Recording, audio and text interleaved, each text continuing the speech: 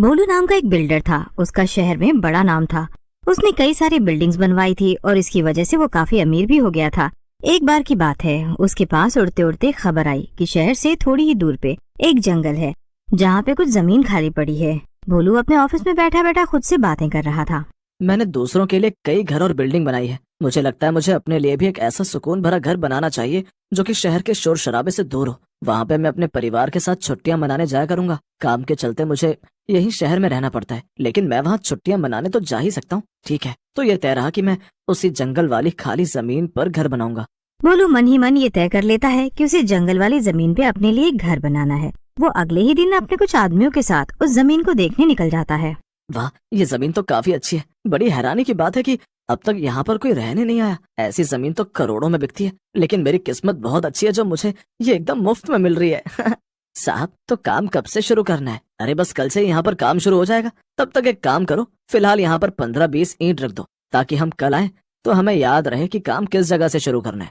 भोलू के कहे अनुसार उसके आदमी वहाँ पर ईंट रखकर चले जाते हैं। उनके जाते ही जमीन के अंदर से एक चुड़ैल बाहर आती है। चुड़ैल बाहर आकर एक जोर की अंगड़ाई लेती है। दरअसल उसी जमीन के नीचे उस चुड़ैल का घर था। वाह, ने प्यारी सुबह।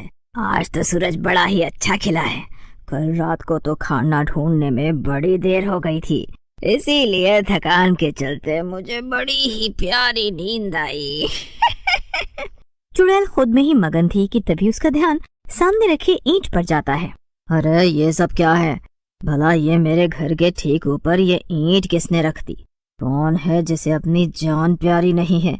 यहाँ इस जंगलों में तो दूर दूर तक कोई भी नहीं आता जाता, तो फिर ये काम किसने किया होगा? चुड़ैल गुस्से में सारे ईंट उठाकर अलग फेंक देती है और खाना ढूंढने चली जाती है। वो ईंट पे ज्यादा ध्यान नहीं देती है और वापस जमीन के नीचे अपने घर में जाकर सो जाती है। अगले दिन भोलू के आदमी आते हैं और जमीन में गड्ढा खोदने लगते हैं। चुड़ैल काफी गहरी नींद में थी, इसलिए उसे कुछ भी पता नहीं चलता है। जब भोलू के आदमी सारा काम खत्म करके चले जाते हैं, तब चुड़ैल फिर से जमीन से बाहर आती है। अरे आखिर ये सब क्या हो रहा है? ये रोज रोज कौन है जो यहाँ आकर ये सब करके जाता है? कल यहाँ इतने सारे ईंट थे और आज ये खुदाई? नहीं, ये जो कोई भी है मुझे इसे रोकना ही होगा। लगता है कि मेरा घर खतरे में है।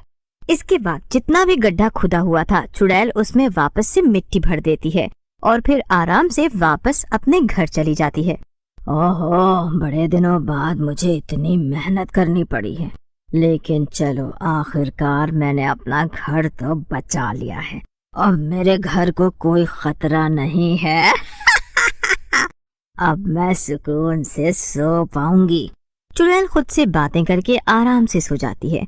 उधर जब काम करने वाले आदमी वापस उस जमीन पर लौटते हैं तो वो मिट्टी को वापस गड्ढे में देखकर हैरान रह जाते हैं। वो सब जल्दी से सारी खबर भोलू तक पहुंचा देते हैं। खबर मिलते ही भोलू भागा भागा वहां आता है। लगता है कि कोई है जो नहीं चाहता कि मैं यहाँ पर अपना घर बनाऊं, इसीलिए वो बार बार मेरे काम में टांग अड़ा रहा है। ठीक है, इस बार मैं यहीं रुककर देखूंगा कि आखिर कौन है मेरा दुश्मन। भोलू अपने आदमियों को कहकर गड्ढे को फिर से खुदवा देता है और उसके बाद उनके साथ झाड़ियों के पीछे छिप जाता है। अंधेरा होने लगता है और भोलू अपने अनजान दुश्मन का इंतजार करने लगता है। अरे कितनी देर होगी मालिक, अभी तक तो कोई भी नहीं आया। कहीं ऐसा तो नहीं कि ये सब किसी जंगली जानवर का काम है? नहीं नहीं, ये किसी जानवर का काम नहीं है। मुझे पूरा यकीन है कि इसके पीछे किसी और का हाथ है। भोलू इंतजार कर ही रहा था कि तभी चुड़ैल वहां पर आ गई। चुड़ैल बाहर निकलकर गुस्से में आग बबूला हो जाती है। ये क्या, यहाँ तो फिर सब कुछ वैसा का वैसा हो गया। आखिर कौन है ये जो बार बार मुझे छेड़ रहा है? चुड़ैल को देखकर भोलू और उसके सभी आदमी डर जाते हैं। अरे मालिक, ये तो चुड़ैल है। लगता है यहाँ जमीन के नीचे इसका घर है। ये तो हम सबने बड़ी भारी गलती कर दी है मालिक। हमने तो सीधे एक चुड़ैल से पंगा ले लिया है। अरे अपना मुंह बंद रखो, वरना वो हमें देख लेगी। और मुझे सोचने दो कि आखिर इस समस्या से बाहर कैसे निकलना है। भोलू अपने आदमी को चुप कराने की कोशिश करता है, लेकिन तब तक चुड़ैल उन्हें देख लेती है। कौन छुपा है वहाँ? जल्दी से बाहर आओ, वरना तुम्हारी खैर नहीं। चुड़ैल की धमकी सुनकर सभी लोग बाहर आ जाते हैं। ओ, तो तुम लोग हो जो मेरे घर के ठीक ऊपर अपना घर बनाना चाहते हो कि मैं अंदर ही कैद हो जाऊं और बाहर ना आ पाऊं। भोलू चुड़ैल की बात सुनकर डरते डरते कहता है। अरे नहीं नहीं, ऐसा नहीं है। उल्टा हम तो तुम्हारी ही मदद करना चाहते थे। दरअसल मैं एक बहुत बड़ा बिल्डर हूँ और मैंने शहर में कई बिल्डिंगें बनाई हैं। मुझे पता चला कि यहाँ पर तुम्हारा घर है और तुम जमीन के नीचे रहती हो। ये सुनकर मुझे बड़ा बुरा लगा। यहाँ पे इतनी सारी जमीन है और सारा इलाका तुम्हारा है, लेकिन उसके बाद भी तुम्हारे पास अपना खुद का घर तक नहीं है। इसीलिए मैं यहाँ आया और तुम्हारे लिए एक घर बनाने की सोची। ओह, क्या सच में ऐसा है? मुझे तो लगा कि सब इंसान एक जैसे ही होते हैं, मतलबी और लालची। पर मेरी डायन माँ सच कहती थी, कुछ इंसान अच्छे होते हैं। तुम भी उन्हीं अच्छे इंसानों में से एक मालूम होते हो। तभी भोलू का एक आदमी चुड़ैल से कहता है, अच्छा अच्छा, ये सब तो ठीक है, पर चुड़ैल मैं तुमसे ये कहना चाहता हूँ कि जब तक ये घर बनेगा तुम्हें नीचे अपने घर के अंदर ही रहना पड़ेगा। तुम बाहर नहीं आ सकती क्योंकि हमें ये सब काम अच्छे से खत्म करना है।